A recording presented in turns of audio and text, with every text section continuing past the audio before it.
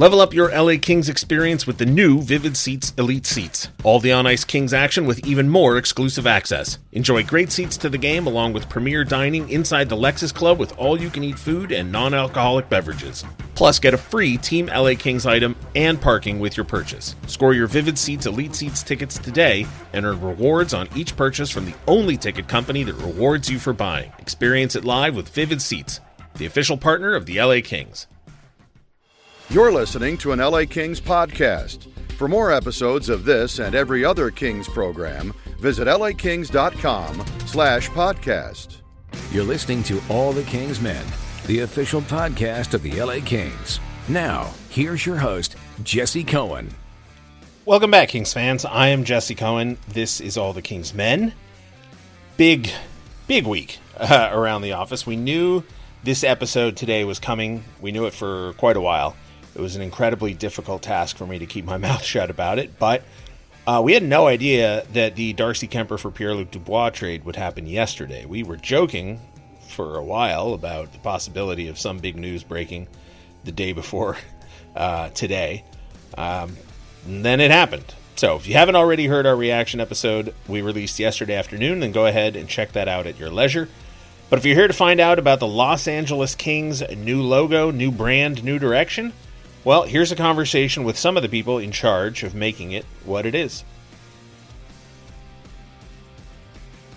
All right, today we are talking about the LA Kings brand update. Joining me to do that, Jonathan Dupree and Andy Cruz of House Industries. Andy, how are you doing today? Pretty good, you? Jonathan, how are you? Doing great. Now, for those of you listening who may notice, this is a bit of an ambitious, technically, approach. Andy is joining us via Zoom. Jonathan is here in studio, and Zach, your cord is wrapped around the outside of your... I'm also here in studio. Yeah, you are. And featuring Zach Dooley. How are you doing today, Zach? Apparently not great. I have my cord wrapped around my ear. Yeah, there you go. Sorry, that's going to drive me nuts the whole time. All right. We're here to discuss the brand update, and Andy and Jonathan work for House Industries, the design company. Is that what we call it, Andy? A design company? A design house? What's the term? Design and house. That's got a nice ring to it. All right, a design house in charge of. Well, let's get into it right now. Were you guys? I mean, when you're dealing with a client like the LA Kings in this case, you're obviously not. You're not given 100% free license to do whatever you want with a brand. You're working with a client. So, what's the phrase that you guys use for creating this brand? We've thrown around rebrand, refresh, update, but I think when you really get down to it, it is rethinking, pieces, elements, part of the visual legacy that was there, but how do we look at that not only through the House Industries lens of a little hug here, a little cleanup here. But also making sure that, the team and the leadership there understands what we're doing and ultimately trusts us with their baby. So let's talk timeline. We know that it's a 2-year process. The NHL requires 2 years heads up to change a logo, change a jersey, whatever it is you're changing. They need 2 years. And we've discovered that is because when Wayne Gretzky was first announced as a member of the LA Kings, they had one prototype jersey that they were going to have him hold up at the press conference to announce, I'm a member of the LA Kings, here's the jersey. David Courtney, the former PA announcer for the Great Western Forum and the LA Kings, he was also PR for the Kings at the time. It was a much smaller company. And he worked in tandem with the league to come up with that jersey and that logo. And they only had one, and the day of the Gretzky press conference, they were rushing to get it to the hotel on time. And it was such a panic and such a time crunch that the NHL stepped in and said, no more of this. The next time somebody does this, you need 2 years so that we have all of our ducks in a row. We have all the jerseys made and everything like that. So at what point in the last 2 years did the Kings reach out to you and say, we're doing this, we'd like to hire you? When's day one of the relationship between the Kings and House Industries? For this project, I know that the relationship already existed.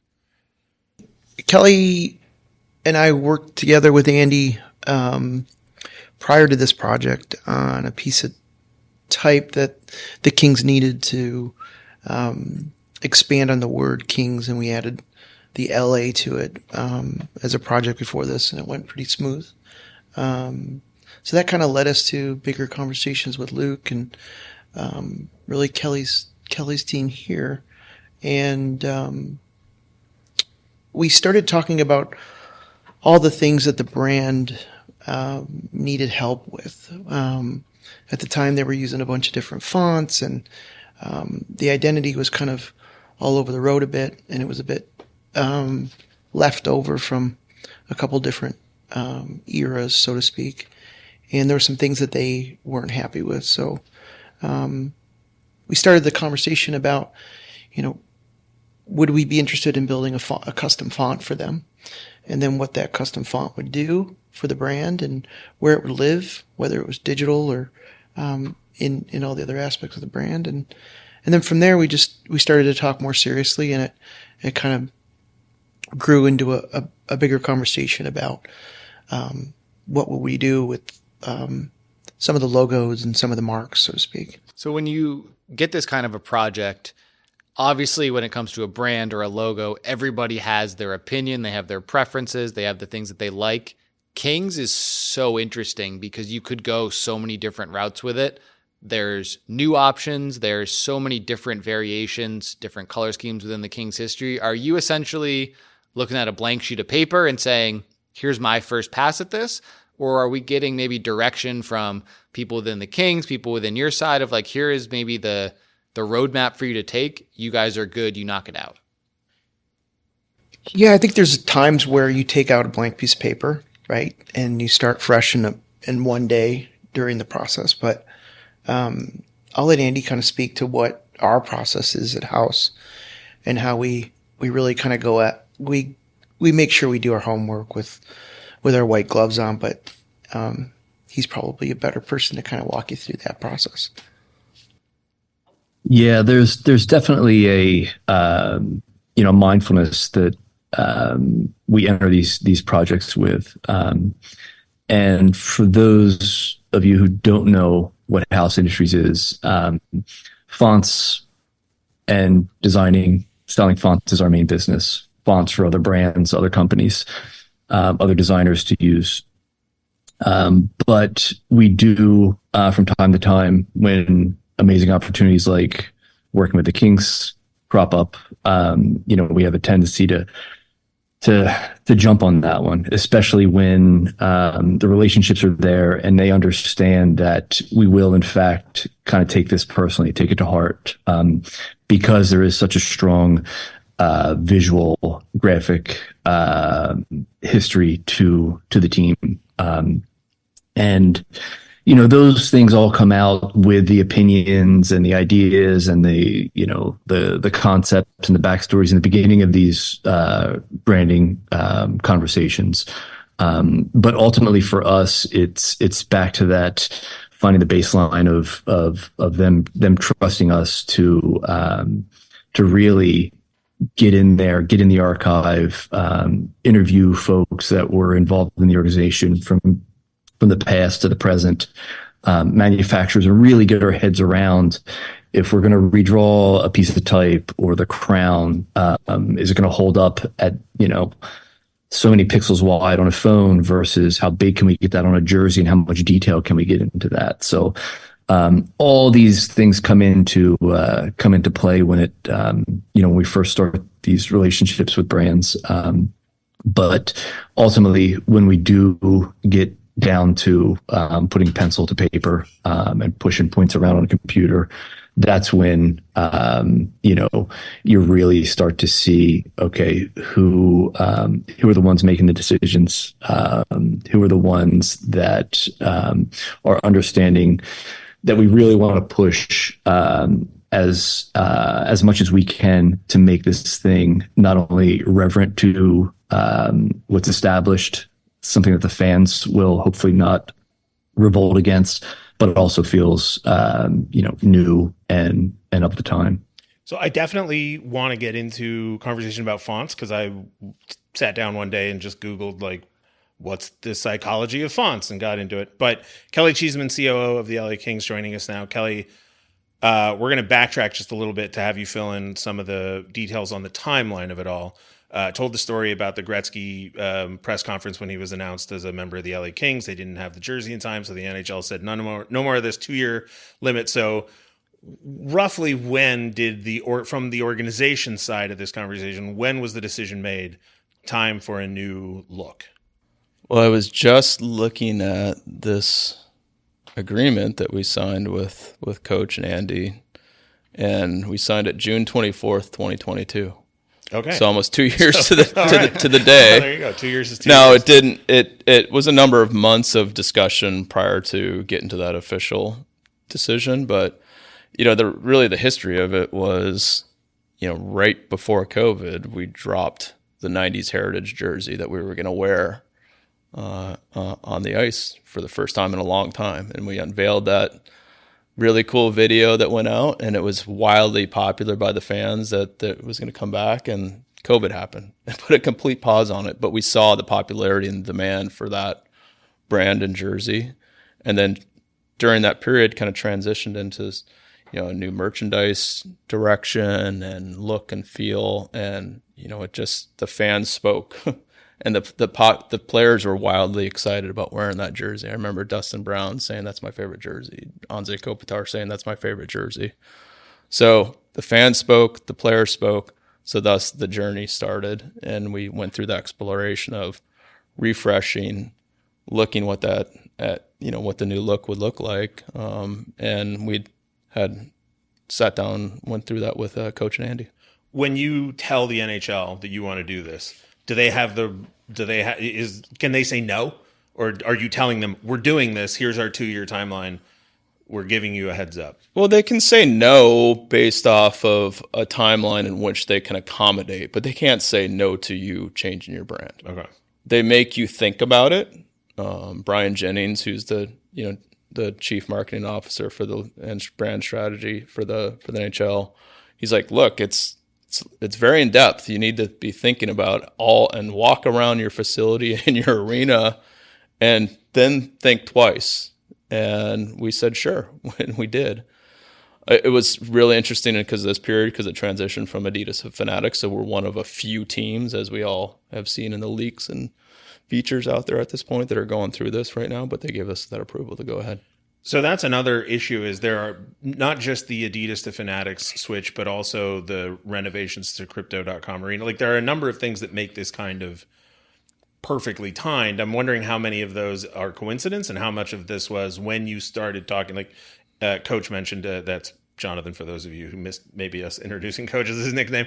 Coach mentioned that you guys had already had previous conversations about fonts, and obviously there was a relationship between the team. Was it a moment where, the clouds parted and you thought, well, if we're going to do this, now's the perfect time because of all these other timelines, or was that just a happy coincidence? Yeah, the renovations was a key feature. I mean, that's why we really pushed the league. Like, hey, we got to be one of these first teams in the Fanatics wave that get it, because we're going through major renovations. Those have altered and changed timing wise. We were supposed to have a new locker room this year at Crypto. It's not going to be until the following year. So things change and evolve as they have in the last 4 years for sure. But that was a big factor, Jess. Like, I know, we talked, Zach and I, about Zach's had to do it at the minor league level, but just when Crypto changed its name to Crypto, just watching all of the different small applications where the name change has to be executed, like from the back of a folding chair is the one that I always, and it was like day one from the name change, that was it. The red former name was gone, and blue Crypto everywhere. Yeah, it is wild. Yeah. So to have to do that again after a renovation, it seems like would be not ideal. No, it's not ideal. But, look at Toyota Sports Performance Center. That's where we're really feel. Well, we're recording this on June 18th, and I've already seen a bunch of changes being prepped. Yeah, we're a very proud brand team, and have used our logos and word marks and stuff in many places. And, we went through that analysis before we showed our owner, like, this is what it's going to cost on top of what we think it's going to lift and why it's important. But again, when your players and your fans are speaking, that they want changed, that made it easy. So next one's kind of a two-parter. I'll start part one with Kelly, and Andy will come to you for part two. When you let the NHL know, hey, we're doing this, and you reach out to House Industries on, what would you say, June 24th, 2022? Well, it was probably a couple months before that, but that's when we officially agreed. Does the league give you, like what I immediately thought of was when I was in high school and I had to write an essay, they'd say, okay, the rough draft is due on this day, and then, revisions are due on this day, and then the final draft is due on this day. Does the league need you to check in over that 2-year process, or are you given a final date of you need to have accomplished all of these things? Yeah, no, they gave you a timeline in particular for jerseys where you have to hit those particular timelines for the brand as well. So yeah, there was monthly I don't remember the exact check-in periods, but yeah, there is they made you submit rough drafts. Yeah, exactly. And there's days in which you actually have to hand in your first look at the jerseys and all of that. So, and then there's IP, right? There's certain IP standards you have to go through the lawyers where they're like, hey, this might have some conflict in it. And we face those things. And they help you through all those things. So the next one for Andy and Jonathan, if a client like the LA Kings comes to you and says, we have our own preferences, this is what we want to accomplish, but also we have people that we're answering to. So now your creative project is now not only on the Kings timeline, but also on the NHL's timeline. And you can't necessarily, maybe you can, but I'm assuming you don't have direct contact with the IP lawyers at the league, making sure, you're just adding an extra layer of client feedback. How difficult is that to approach a project this big with that extra layer of complication? It's, we're practiced. No, it can be frustrating. But when you understand the mechanics and really get your head around what Kelly just broke down, just the reality of deploying something of this scale, you start to understand, there's a process, beyond the artwork, to make a brand, sing like the Kings do. So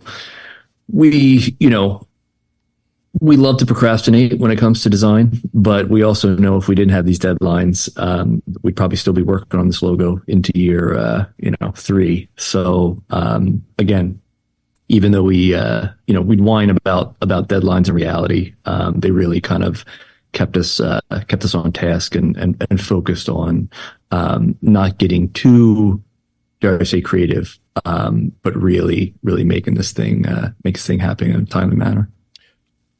I'm not really sure who to direct this next one to, so I'll just throw it out there, and Andy, John, whichever one of you wants to. So without knowing every possible nook and cranny where the logo or the word mark or whatever it is needs to be changed, when a company comes to you and says, we need a new brand, a font, an identity, the whole thing, how much information do you need from them to fully imagine it? Because I understand that, for example, I was having a conversation with one of the people that works here about the difference between a full color logo and a one color logo. And I sort of wrinkled my nose and I said, well, what's the point of a one color logo?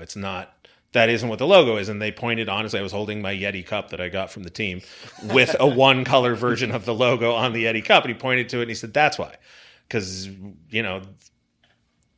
the logo isn't a full logo. It's just a black and white, for lack of a better word, outline. So, do you know going into the project that you're trying to create options that are going to have as much flexibility as possible? Sorry, I'm looking at Coach for this one.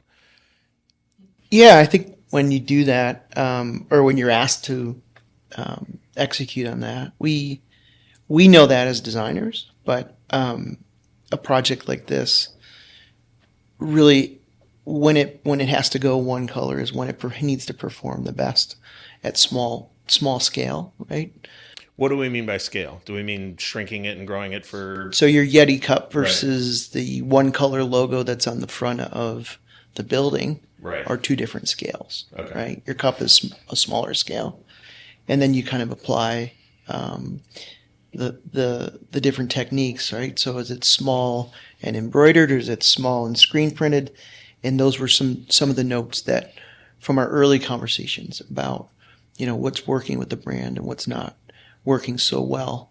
So we had a long list of things that Kelly and his team and Luke really wanted to address. And there was a lot of notes and details in the beginning that really led us to, okay, if we're going to address all of those areas that the brand needs to do a better job on executing marks and logos and identities, then let's bake that into our process. And that's where Andy and our crew kind of really, we rolled our sleeves up and made sure that when you do have to go to a one color logo or something small, then the details don't fail. They kind of, they become even clearer. And that was a really important part of this exercise. Well, not so much an exercise, but the process.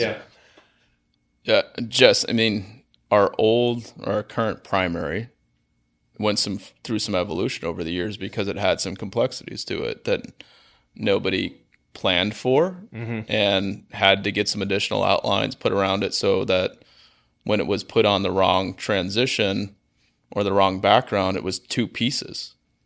And when you think through those things and make sure you don't have those errors, it's really important to talk about the applications. And the truth of the matter is, with the current primary mark, it was a secondary mark that became a primary mark and hadn't been completely thought through how it would evolve, and we evolved it appropriately.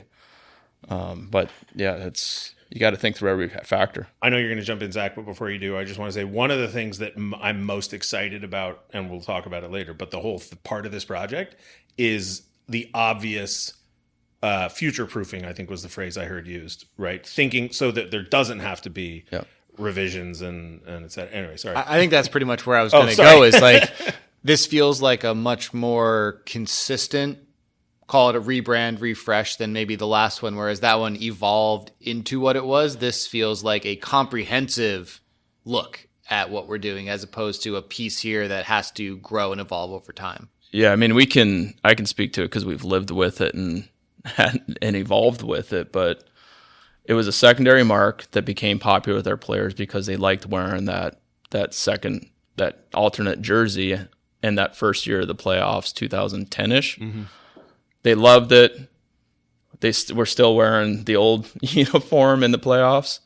And then the following year, they're like, all right, great, let's make a white one. Well, there wasn't thought put into the logo and the brand, and there actually wasn't a brand story around that logo.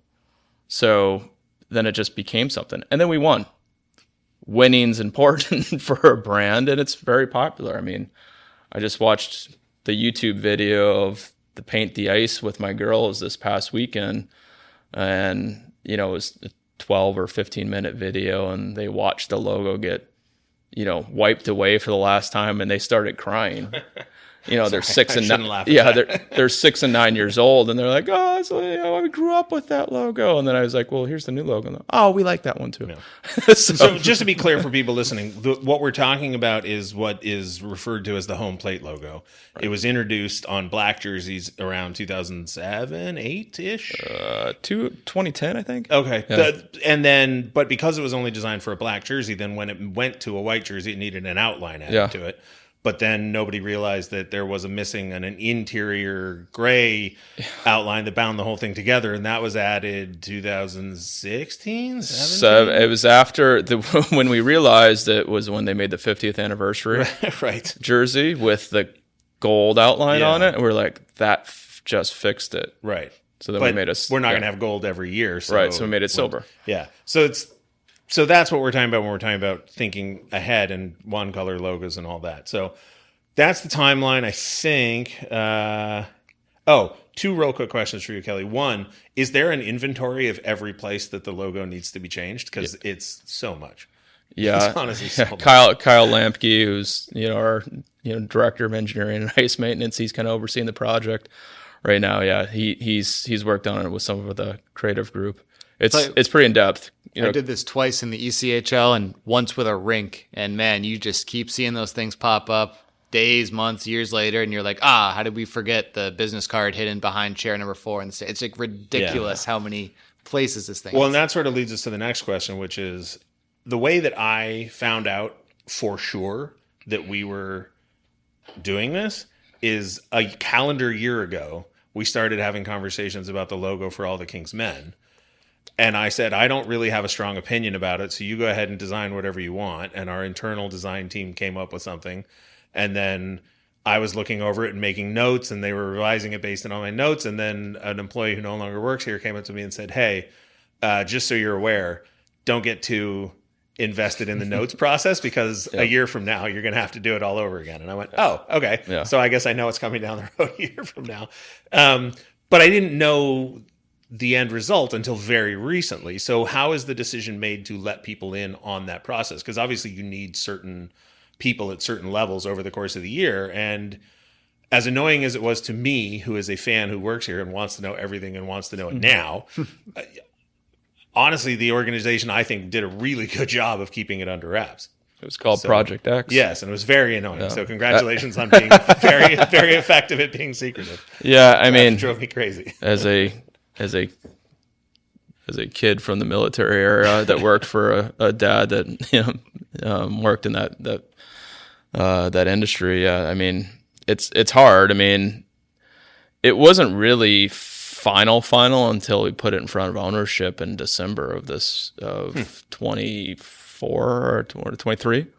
So, it wasn't until then that we really widened. There was only a handful of people involved in that period of time. And then after it was stamped, it was like, all right, now we need to really and I think that's when I kind of sent out that secure internal email that deleted automatically once you guys opened it up. Me either. So, all right, perfect. So, and that's when I went wider, and then we went really wide as we, really needed to make everybody aware. It's one of those things like, don't worry about it until it becomes a broader challenge, and made, certain staff aware that we're going to start thinking strategically about it. But, we see the demand for jersey and logo leaks, right? Keep it tight. All right, so let's get into the process. We'll get Coach and Andy in again off the bench. Sorry about that, guys. So at some point, the decision has to be made. If we're going to do this, I mean, I think you can go brand new, totally new, or you can revisit a former, mark, look, whatever you want. So as designers, do you guys care one way or the other? Like, are you eager for the opportunity to come up with something new, or are you more of the mindset, Andy, that you prefer boundaries because they force creativity? I think we definitely saw the gold in the hills with the old marks, and we wanted to, obviously distill that. I think the first mark that we did for Kelly that we talked about, we pushed it, in a direction. And then through this process, we realized, wait, a lot of these typographic and illustration problems have been solved. They just needed to be refined. So I think Kelly actually hit on something that I think might be a nice segue into this process, because he talked about his kids and the familiarity of the home plate. We always joked, like, whether you like a logo or not, it could be, an old Kings logo or a brand. As soon as they replace it, whether the logo is good or bad, it's automatically a classic, because right. People have some connection to it. There are feelings and experiences tied to that logo, good or bad, that we've got to respect. We were just doing that process. We went back to the 60s when we started to dive into this and look at how did we get to the Gretzky Air logo. Again, going into the vault and looking at everything from jerseys to programs, and I always say this, that golden era of design and sport. I mean, I always call it BC, before computer. Back then, guys weren't picking fonts like we pick fonts today.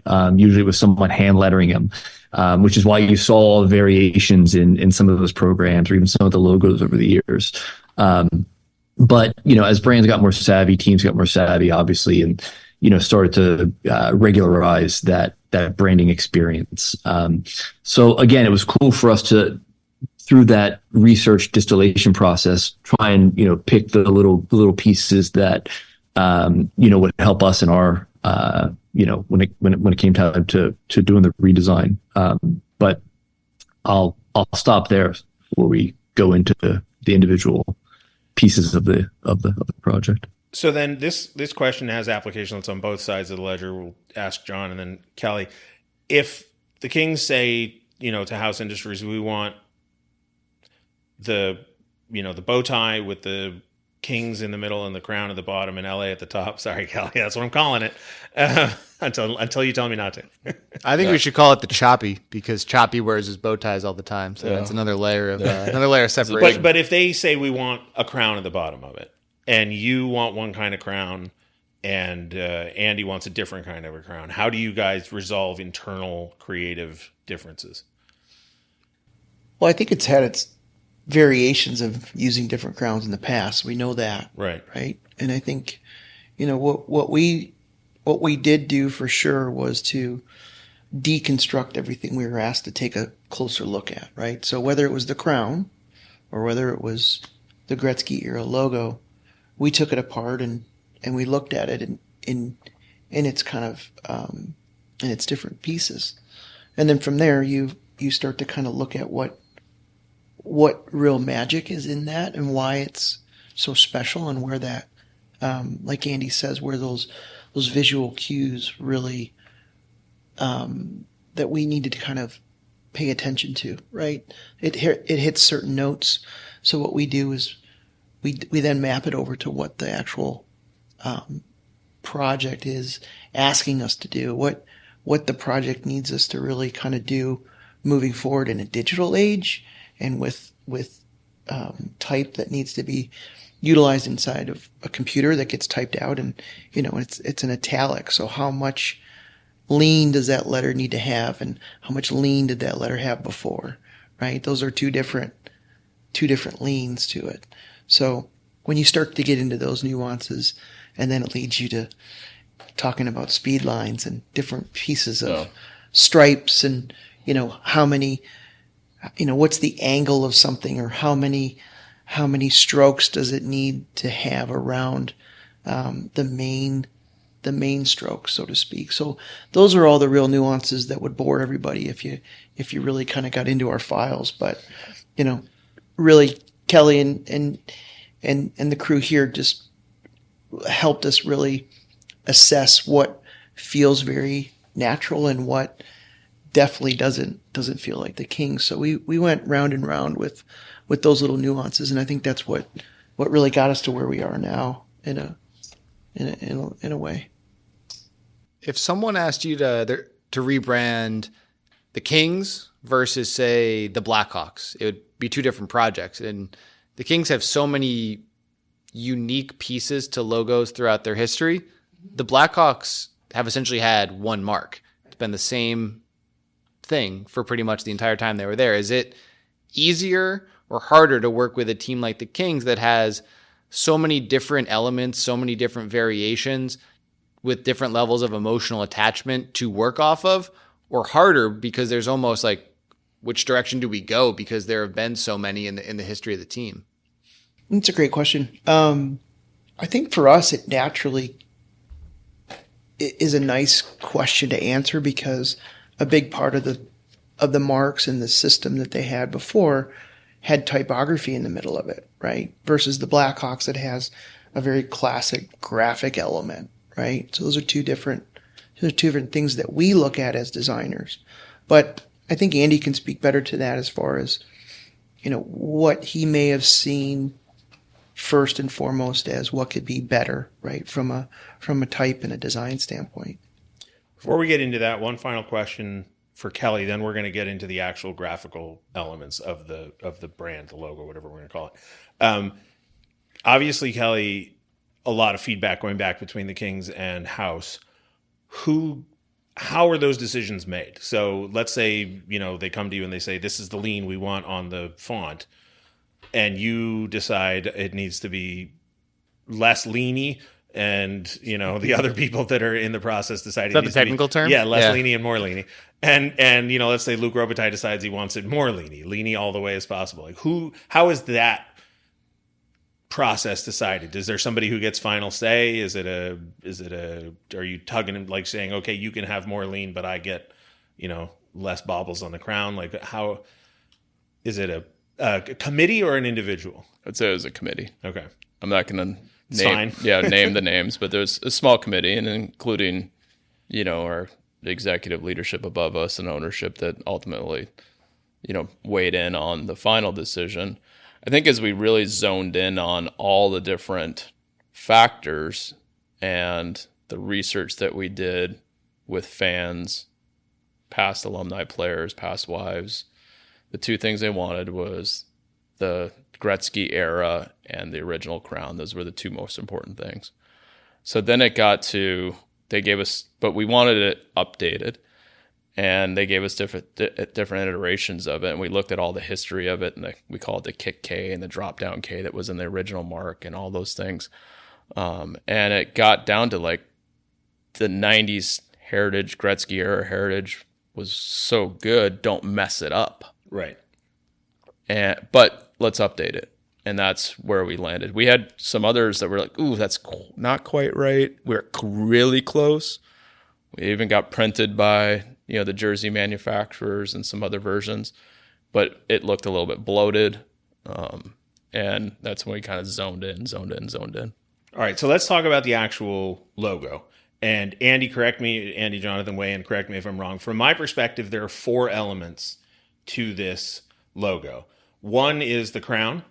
One is the word mark that says Kings. One is the word mark that says Los Angeles. And then there is the shape that I'm referring to as the bow tie, which caused Kelly to laugh multiple times. And as I've said to everybody in this office, I'm driving everybody crazy with it. I don't care what we call it, but I just need a name for it. And Gretzky era seems reductive. I don't know why. So whatever it is, those are the 4 elements that I see. Does that sound about right, Andy? Yes. Okay. So it sounds, Kelly, like the reason we decided to update the bow tie, the Gretzky era logo, whatever we're calling it, was feedback from fans and alumni and marketing and sales, etc. So that much is perfectly clear.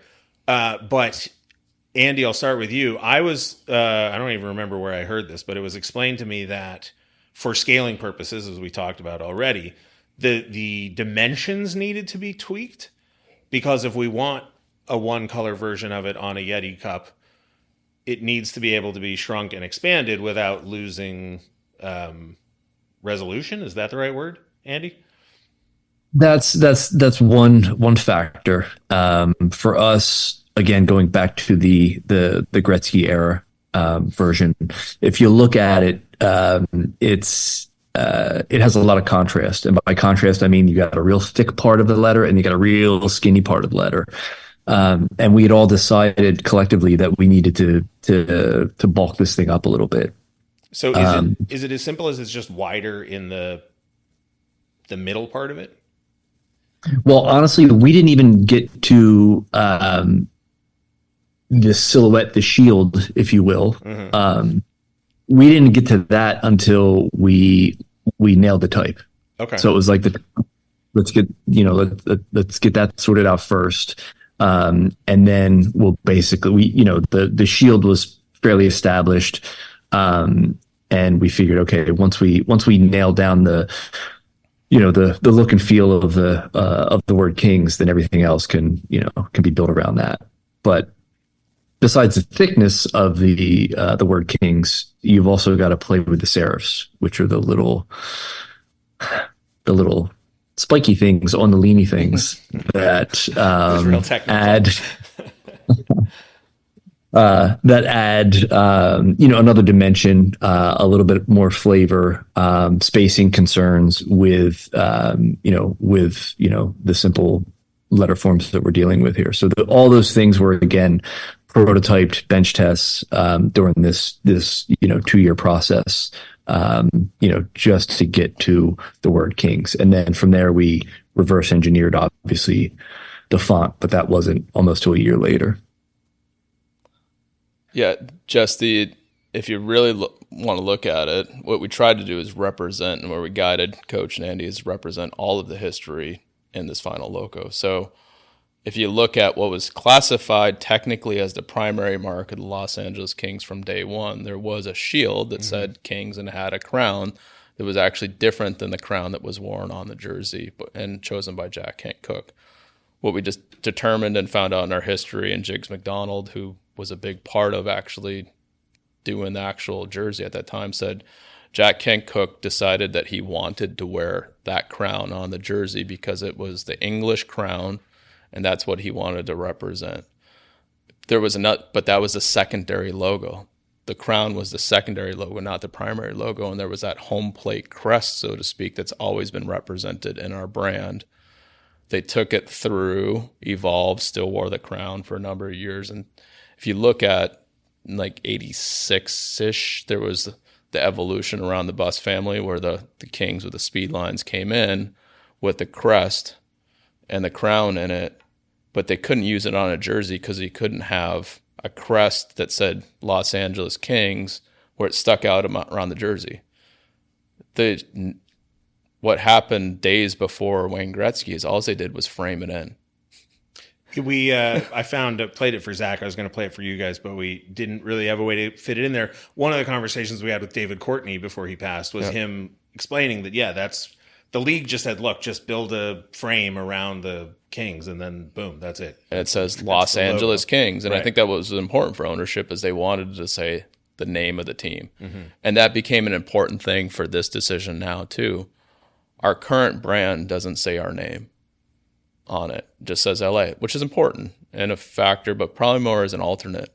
But it didn't say Kings and it didn't say Los Angeles. And branding 101, I want to go to your local grocery store and they go, yeah, that's the Los Angeles Kings. I don't know if it's an important shift, but from when I started here, big emphasis on LA Kings, right? Very specifically LA Kings. Is it more maybe working Los Angeles back into the fold where we are the LA Kings, but we're also the Los Angeles Kings, and that's important too? I think it's interchangeable with every team in this town at this point. Branding and consistently from word mark, sure, LA Kings is what we are consistent with, but fans love Los Angeles and they love LA. It's the LA Dodgers, the Los Angeles Dodgers, the LA Lakers, Los Angeles Lakers. Everybody has their own LA. I almost feel like it's like a middle name with a kid. Like if I'm talking about, last night the LA Dodgers lost to the, whatever, but if they win the World Series, it's the Los Angeles Dodgers. I don't know, maybe that's just me. Yeah. When they're in trouble, they're the Los Angeles Kings, but when everything's cool, we're the LA Kings. Right, exactly. So let's just dive into the font then, because I feel like we've sort of gotten to that point. So we know we're going with the Gretzky era jersey, or the logo, excuse me. We know that we want to update everything. We know that we want to future-proof it, like we said. And the most exciting thing to me that came out of our conversation with Jonathan was learning that the font not only is the letters K-I-N-G and S so that it can appear on the crest on the logo, but also we have an A through Z, 0 through 9 font. So if we want to write, a ransom note, if we steal, Wild Wing and we want to tell the Anaheim Ducks, leave, a bag full of equipment on the doorstep. If you ever want to see your mascot again, we can do it in that full font. Correct, Jonathan? Right. And that font is really exclusive to the LA Kings as an organization, as a brand. And we can expand on that as the brand grows. But it was something that I think from our first talks with Kelly and Luke, there was a need to want to own something in and around the brand that can be used across all the platforms, both digital and static, right? So the logical solution was that make something that's unique to this brand that nobody else can kind of use, so to speak. And we took cues from the original programs and the Drop K and the original logos. And then also from the Gretzky era chevron, which has a certain lean to it, and an italic and speed lines. So when we took all of that into consideration, it then kind of gave Andy enough kind of info to get kind of his head around what would be unique as far as what those serifs look like and what the actual font that needs to kind of hit all the notes, so to speak. That's kind of, I think, the way we would say it. So then, Andy, this brings us back to that pin that I put in 30 minutes ago about fonts and the psychology of fonts. So I read this article that basically said, I'm paraphrasing, but basically fonts have different tastes. Like if you want to imply to somebody that they're going to eat something savory or sweet or cheesy or, healthy, you can begin the process of preparing somebody for that by tweaking the font. So if you're coming up with a font from, obviously not from the ground up because you have this historical reference point, but you're creating a font that needs to say Los Angeles, royalty, hockey. Obviously, with the speed lines, you want some, inference of speed and impact and all that. How much time do you have to sit down and spend thinking about what does a font that does all of those things look like? Like, how do you convey all of that in, shaping the letters that we all see 1,000 times a day in however many different fonts we see them in? No, we are definitely culturally conditioned to apply feelings and memories to type. It's just, it's how we were raised. Now, when we, take a project like the Kings, the first round was, me and Jonathan and Ken Barber, who helped bring this thing to life. You're exercising all those demons, whether it was something, medieval or something futuristic. We do that in the sketch process.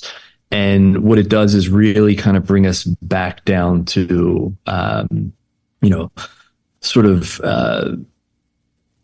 it grounds us in a way where we say, okay, we tried that. That was terrible. That sucks. What are you thinking? Get that out of here.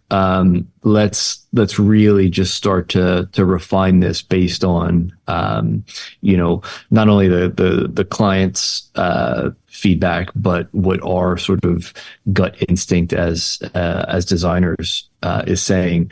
This could be the update that we're looking for.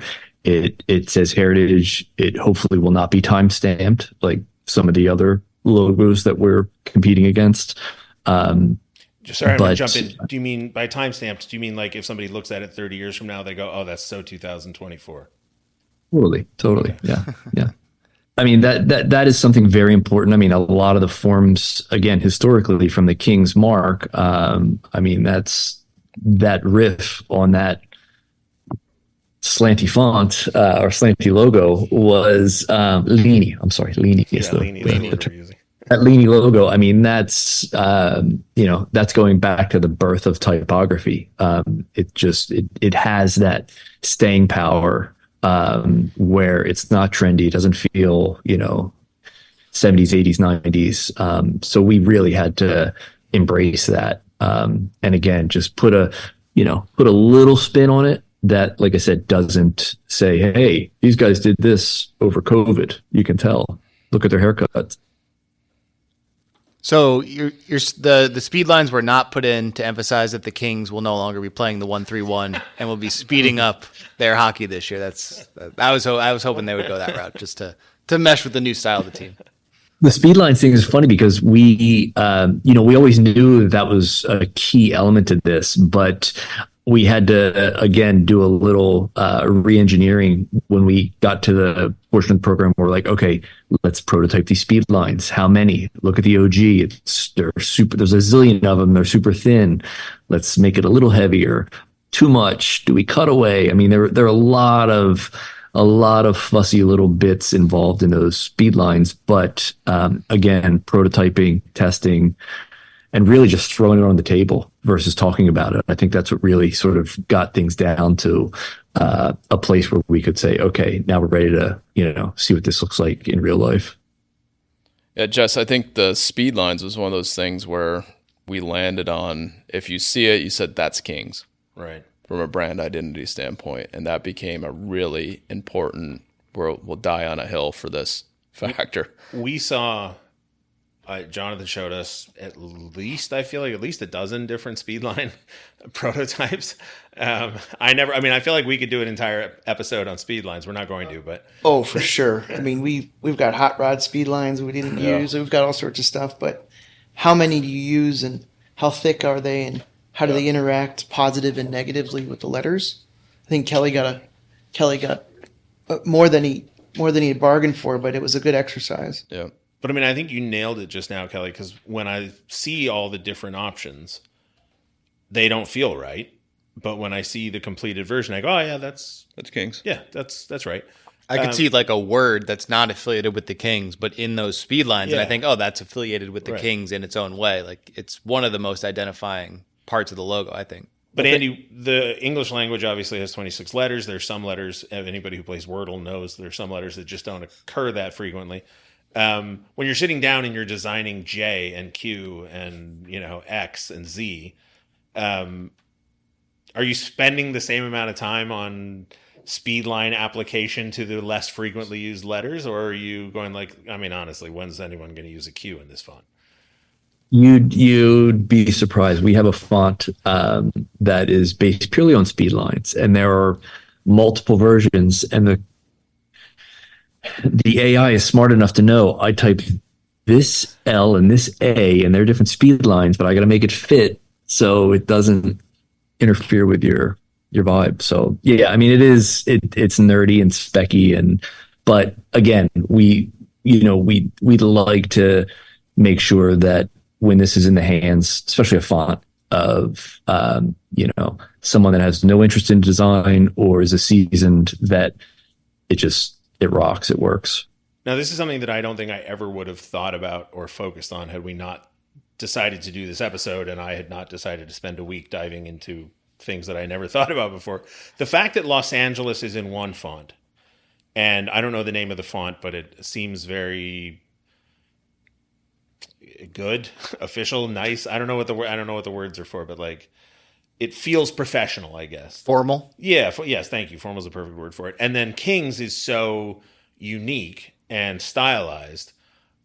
The contrast between the two, for some reason, it makes me happy. I like it. I like the fact that Los Angeles seems formal and Kings seems stylized. Was that something that you ever considered tweaking, or was that just because of the way it worked on the original mark that we're paying homage to, you're going to keep that?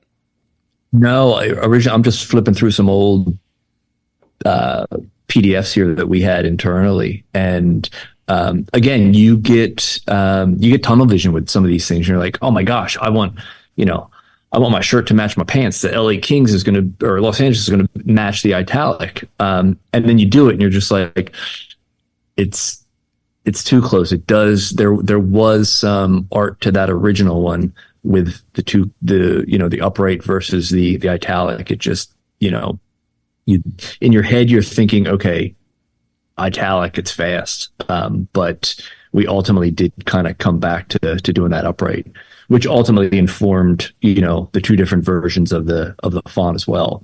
So a lot of times, you get into these things with aesthetic intentions, and then you realize through the process and the project that certain solutions, they ultimately present themselves by, just kind of going through the paces. Kelly, was there ever a version where the Los Angeles just said LA at the top? No, I don't think so. No, because it was such an opportunity to put the word Los Angeles in there. And I think, out of the 10 or 15 we looked at, there were some that were definite no's. Yeah. And then I think we had a variety of just even the G, and something that kind of came down into the mark that Andy and Ken kind of said, well, let's give you 3 or 4 different looks on that. But then you start to kind of narrow it down, and it really starts to feel like the part in the play that you're kind of writing. And then you kind of ask, well, should it be a little thinner? Should we kind of make it a little bit more visually appealing to you? And then you start to you see it come into focus, almost like an eye test, right? Where you're kind of dialing in those dials, and all of a sudden you hit it. And there's a lot of people in the room too that know it when they see it. So that helps us a lot too, to find really that one that one weight or the one version of it that sounds the best to your ear, but it's really to your eyes. This is the part of the conversation that I don't know if I'm doing a good enough job of conveying this to the listeners. Obviously, we won't know until it gets released. But the part of this whole process that I'm in love with is, and I've tried to explain this to people in our design department, I don't care what the standards are most of the times when it comes to different things. I just love that there are standards and that there are people who do care about them. You know, like my aunt who worked for the Canadian government in art. I don't even remember what she did, but she took my dad and I to an art museum one time. And my dad just asked her, why is painting A better than painting B? And she sat there and explained it to us. Now, at the end of the day, I don't know if what she said is right or not. And I don't know, you like painting A better than you like painting B or vice versa. But the point is there was a whole list of reasons and standards that other people have devoted their life to. So hearing you talk about font creation and knowing that a lot of thought went into this process and that it was future proofing and, the psychology of font and all that. I mean, it tickles me endlessly. Coach, you brought out 2 banners there. I'm very curious what they are down there at the bottom of the table. They were just some samples of the font that we cut out and pasted down. Because to Andy's point, with a project like this, it helps to cut things out, whether it's paper or whether it's fabric, and sew them down at the right size and scale, because it's real at that point. It's not on a computer, and guys like Kelly or Luke can kind of live with it a little bit and put it on their desk and live with it as if it was a jersey or a part of the brand that's kind of prototyped in the right material, right? I think that's part of our process, that once you prototype something or make it to scale and the weight, Andy's got this wild imagination sometimes, and sometimes it's better to just make it in the wood or make it in the metal, or in this case it was fabric, but sew it, stitch it, and then look at it kind of in a more of a 1-to-1 ratio of how it would be used. I think those are things that, will stay in the archive for us, but are definitely part of the design process that goes into a banker box when we're done. And it's going to live with the sketches and kind of be part of the archive in a way. Yeah, we needed to see it stitched, embroidered, printed on a sweatshirt before we really could see that it was real. We've put so much emphasis on, we're one of the few teams that has silver, and we needed to see what silver looked like. Fanatics did a fantastic job of representing our silver in our final jerseys. Surprised us, actually shocked us. We're not talking about the jerseys yet. Okay. I don't want to get you. I apologize. So gray, yeah, it's not for me. It's for right. you. But for gray became silver, right, and that was important because historically, if you look at that '90s heritage, it's gray. It's not silver. Right. We're black, silver, and white. Silver's a difficult color to work with, and we needed to see what that looked like. And I think when we felt like we finally were there, we won't know it's right until really the fans speak for it. But we showed it to the players in person. There was a core group of them, from leadership to others, and they were like, "We love that. And here's the little tweaks we'd want." And and then we started sharing it with some other influential fans that were kind of in a little bit of a focus group, and they're like, "What's changed?" And that's when we were like, "All right, now." And then they're like, "Oh, I see the crown. I see," and that's kind of where we wanted to land. We didn't want to mess up, but we wanted people to feel like, "Oh, okay, cool." The most telling moment for me was in the all-staff meeting where we've finally revealed, and it was opened up to questions among the staff. And I don't remember who asked, but very early in the Q&A portion, somebody raised their hand and said, "Yeah, to the uneducated, like, what's different?" Yeah. It's like, right. Because if you don't spend your life 24/7 consumed with thinking about this hockey club, you would be excused for not immediately recognizing and that's the changes. Totally fine. Yeah. For me, when I saw the printed, or not printed, but on a screen, like Coach said, on a computer, I saw the logo and I immediately said, okay, it's a different crown. Maybe the font's different. I wouldn't probably be able to identify that just by looking at it. And somebody had already told me that the middle section was a little bit wider to accommodate everything. So I said, oh, okay, I know that it's wider. I know what I'm looking for. But it didn't really do anything for me until I saw the jersey, right? Until I was holding it in my hands. And then I went, oh, this looks amazing. Not that it didn't look, but it's just different, right? When you actually have the different from emotional reaction to seeing the actual jersey, the logo on the jersey. I think it's because it became real. Right, it's theoretical when you see it on a screen, and let's face it, with aesthetics and Chris Creamer out there and people coming up with whatever, fans come up with their own submissions, unsolicited on Reddit all the time. Right, there's I came up with a new logo for all 32 teams. What do you think? So you see these fake logos all the time, but to actually see it, and I don't know how many people know this or not, but I collect embroidered patches from all the places I've been. Like some people get the shot glasses, some people get the little spoons. I like to get embroidered patches. So I have a weird visceral reaction to embroidered patches. So seeing the logo and then seeing for what really hit me was the crown almost as a separate patch on the main patch, that hit my brain in the right way. So, but the silver is also, like you said, Kelly, it's silver. It's silver. It's not gray. It's actual silver. Yeah. Yeah. And like I said, it's a difficult color to work with, a difficult color to represent and print, but it's unique to us, and we like to have it unique to us. So let's move from the font to the crown, because now we're talking about the crown. The crown isn't the 1967 crown. It's obviously inspired by, I think I said to Zach earlier today, it's based on a true story. But it's not the same. So, Andy, we understand that the shape and the dimensions of the entire thing had to be tweaked for scalability and for use across multiple different platforms. I'm led to believe that the 1967 crown was not ideal for use across multiple platforms and applications. So is that why we get this slight variation on that crown? Well, I think when you go back to the early crown, it was always multicolor. Right. So first thing you got to do is break that down to one color, and by doing that, it just presents a whole new landscape of what we call color problems. Not color like multiple colors, but like when you look at something black and white, there's a density to how much black and how much white there is. And that's what we use to start to measure, okay, if it goes big, it goes small.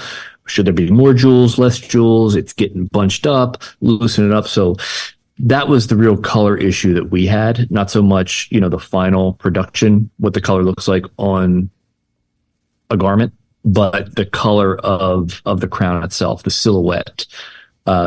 So once we solved that, then it was, okay, are they Maltese crosses? Are they round corners? Are they sharp?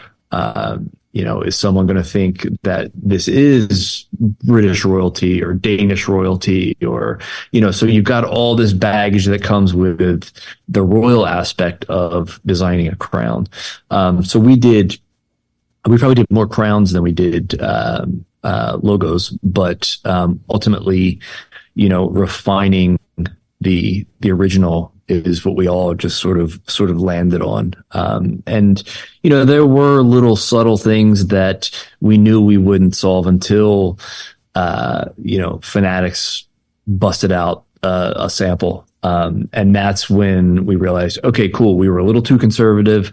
Let's get the silver thread flowing. Do we want 3 layers of depth to this versus just the one?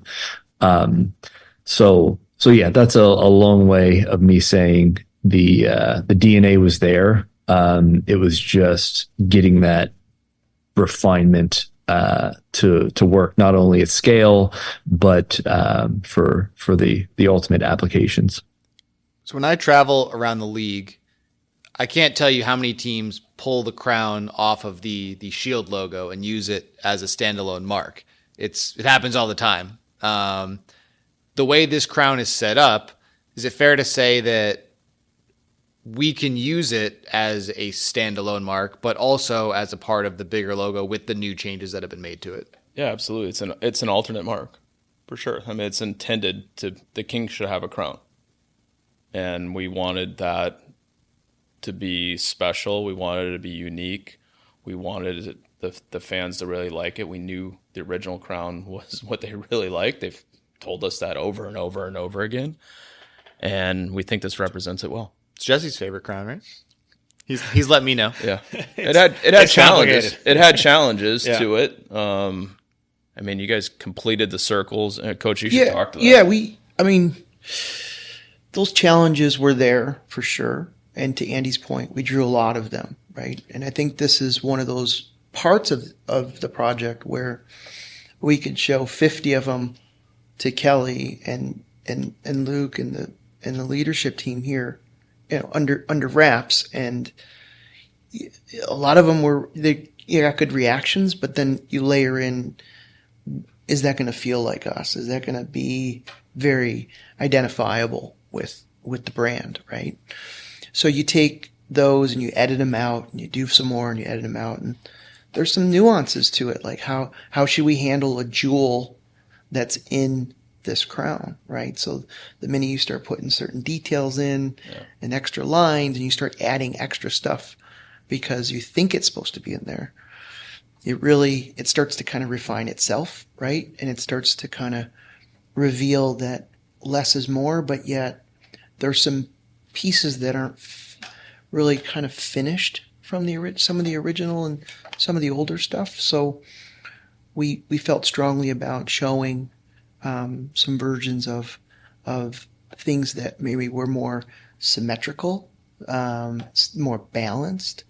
To Andy's point earlier, when we take things and pull them apart, we start to kind of squint a little bit and see if they're balanced from a positive and negative space, right?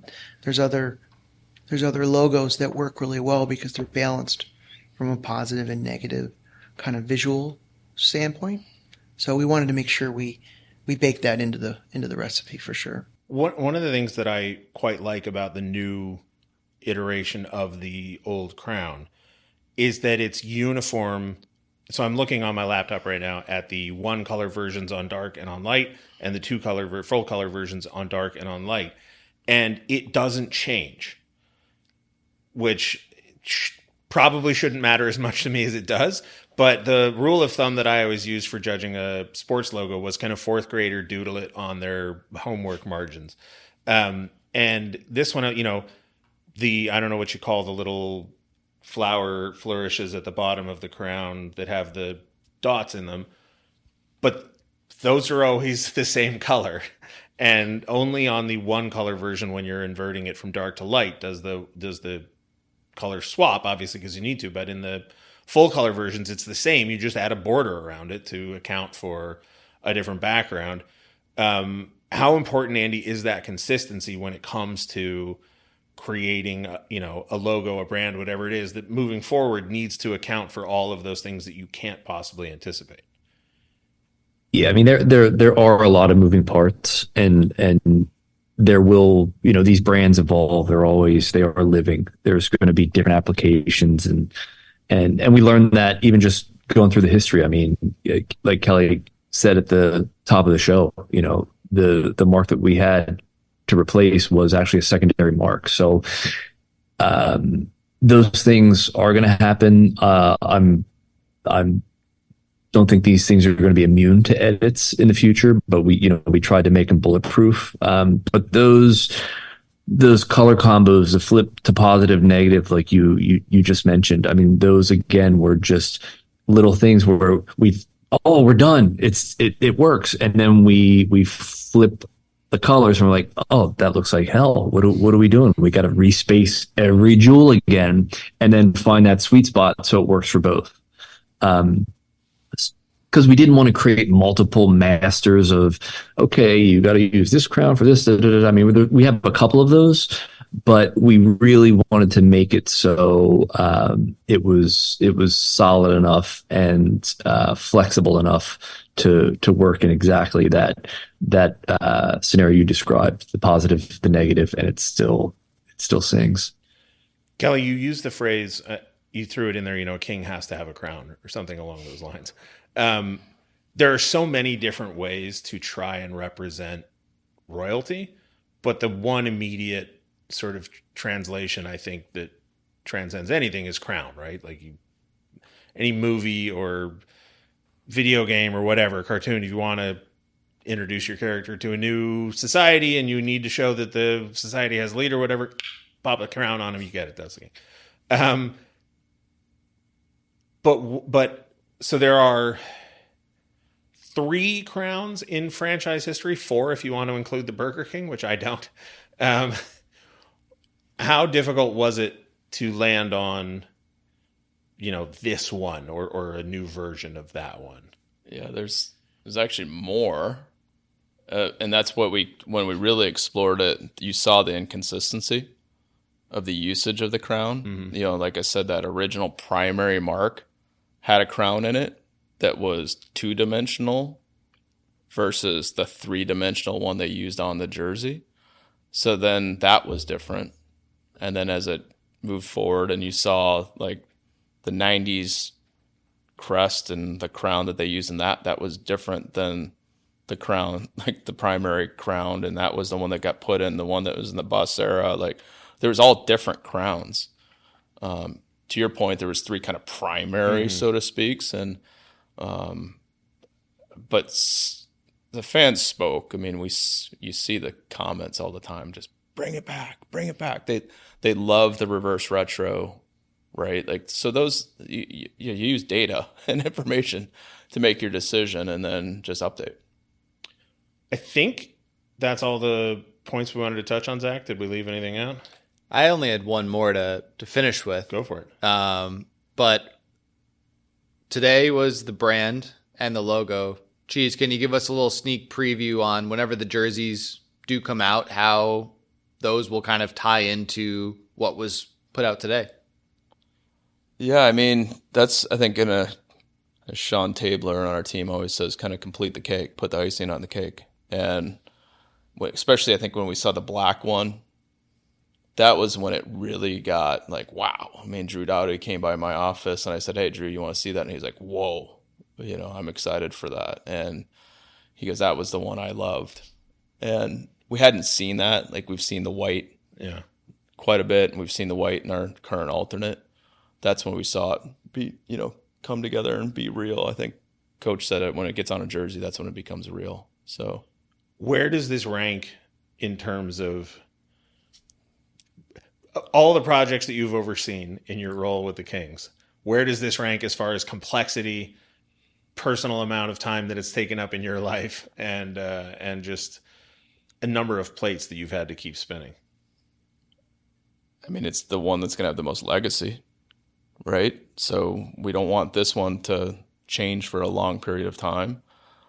I'm not alone on this, right? So, I hope fans love it, but it was definitely a team effort that went into this. But this is definitely going to have the most legacy. And we've had a lot of important projects and unique events and outdoor games and things like that. But this should stick, right? Hopefully, decades. I'm going to call you on that one because, as a Kings fan, the organization's been around for coming up on 60 years. That's crazy. It is. There have been 5 jerseys. More. I mean, there have been subtle changes to them, but basically 5 eras of uniforms and logo combinations. This will be 6. Based on what you just said, this is meant to last, right? This is not, okay, we're going to redo this in 10 years or 15 years or something. Yeah, but I think you'll see flexibility, right? The reverse retros and stadium series games and things like that. Like that's where specialty comes in. I mean, there's going to be the question, why not purple and gold? And I think I wasn't going to address. Yeah, I'll address it. I mean, it's an important part of our heritage, and we're not scared to use it. We're a black, silver, and white team, but that's a part of it, and we could continue to use it maybe in specialty moments like, reverse retros. And I don't know what those are going to look like in the new world of jerseys, but they'll be there. And this brand has the flexibility to adapt to that and use that at that time. So, Andy, same question to you in terms of projects you've worked on. Where does this rank as far as complexity, comprehensiveness, plate spinning, all that? I think comprehensive is a great word for this one, because a lot of times when we do these projects for other folks, other brands, rarely again are we trusted to do it all when it comes to the graphics, and that for us, made us, work a little harder, get a little bit more stoked about it, because seeing that, as weird as it sounds, to see the King's font spell out restrooms is kind of exciting. You want to make sure you got those characters right, but that's the type of stuff that, really, makes these projects special for us. And I think legacy is something that I'll just echo from Kelly. It's like, these opportunities don't come up that often. And it wasn't so much a revolution design, it was an evolution design. And I think if we can, see this thing, it is going to evolve, hopefully. But I think what we did was, as a team, everyone kind of corralled everything that had been and what we think it could be and should be into the mark for 24. Coach, final question goes to you. I Yeah. know you grew up in Buffalo. I know you're a hockey fan. You've coached, right? Yep. That's where Coach All comes of the from. above. All Yeah. of the above. So how does it feel to get to put your stamp on the NHL? It's pretty awesome. It's an honor. We said that from day one, and having the team here trust us with this project and have the faith in us, I think is pretty special. I've worked on a lot of different things in my career, and this is one that is close to the chest for sure. And there's another reason why we probably rolled our sleeves up a little extra on this one and made sure that we got it right. And a lot of times we almost kind of go too far sometimes, in a good way. But this was a very delicate project to make sure that we got right. Just because as designers, you can see stuff out there that you've done in the past, and sometimes they don't age well because you were too young or you didn't have the experience under your belt at that time. But I feel like this one is one that's very special. Number one. Number two, I'm proud of the work that Andy and everybody at House Industries did, and I think when I see it really it fits the part right very well, and it sets us up for success, right, with regards to everything Kelly just said, whether it's a third jersey or it's a collaboration.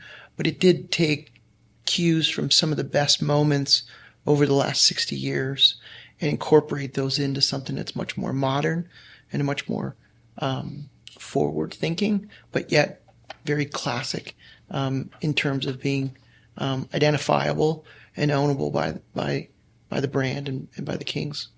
Well, I want to thank you guys for joining us today. This was great, and I hope that it will explain to Kings fans how we got to where we are. Andy, thank you for joining us all the way from the East Coast. Appreciate it. You. Kelly, thank you, as always. Thank you guys. Sorry I was late. See you around the office. Coach, thanks for coming in. Thank you. Thanks for having me. Dooley, I'll talk to you in like 5 minutes. See you soon. Thanks for listening, Kings fans.